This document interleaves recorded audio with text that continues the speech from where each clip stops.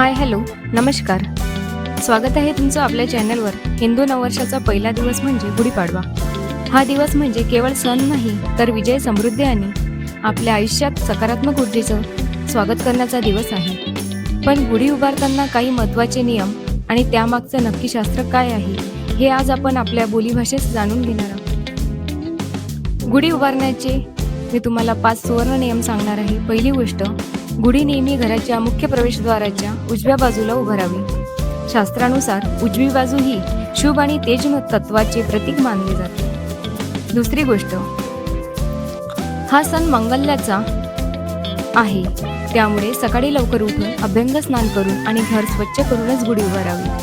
आनंदी मनाने केलेली पूजा घरात सुख घेऊन येईल. तिसरी गोष्ट, गुढीसाठी आपण जी साडी किंवा कापड वापरतो ते शक्यतो रेशमी असावे. त्याचा रंग जर केशरी किंवा पिवळा असेल तर अतिशय उत्तम, कारण हे रंग समृद्धी आणि सात्विकतेचे प्रतीक आहेत.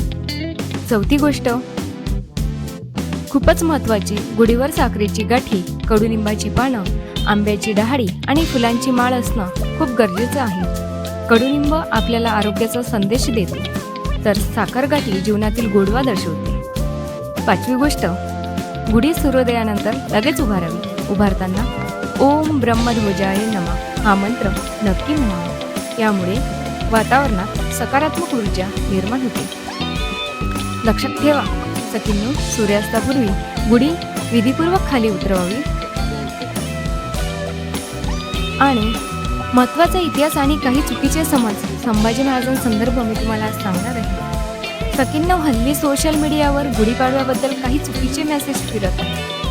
काही लोक म्हणतात की ही गुढी छत्रपती संभाजी महाराजांच्या बलिमानाचा अपमान करण्यासाठी आहे. पण सखींनो, हे पूर्णपणे चुकीचे आणि निराधार आहे.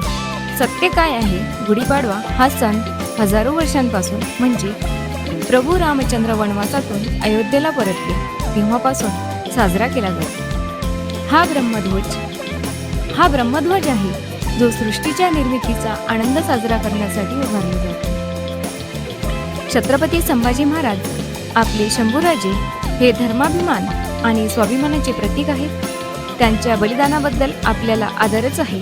पण गुढीपाडव्याचा सण आणि त्यांच्या बलिदानाचा काळ यात कोणताही नकारात्मक संबंध जोडणे चुकीचे आहे. गुढी हे विजयाचे आणि आनंदाचे प्रतीक आहे, कोणाच्याही अपमानाचे नाही. त्यामुळे कोणत्याही अफवांवर विश्वास न ठेवता आपल्या पूर्वजांपासून चालत आलेली ही पवित्र परंपरा अभिमानाने साजरी करा.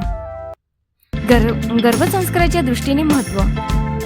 तुम्ही माता भगिनींनो, गर्भवती असाल किंवा घरात छोटे बाळ असेल तर गुढीपाडव्याचा हा उत्सव तुमच्या मनावर खूप चांगला परिणाम करतो. कडुलिंबाची पानं खाण्यामागचं वैज्ञानिक कारण म्हणजे शरीराची शुद्धी होणं. नवीन वर्षाचा हा संकल्प तुमच्या येणाऱ्या बाळासाठी सुद्धा खूप प्रेरणादायी ठरेल. तर सखींनो, कशी वाटली ही माहिती? या पाडव्याला तुम्ही सुद्धा अशा शास्त्रोक्त पद्धतीने गुढी उभारा आणि तुमच्या आयुष्यात सुख समृद्धीचे स्वागत करा.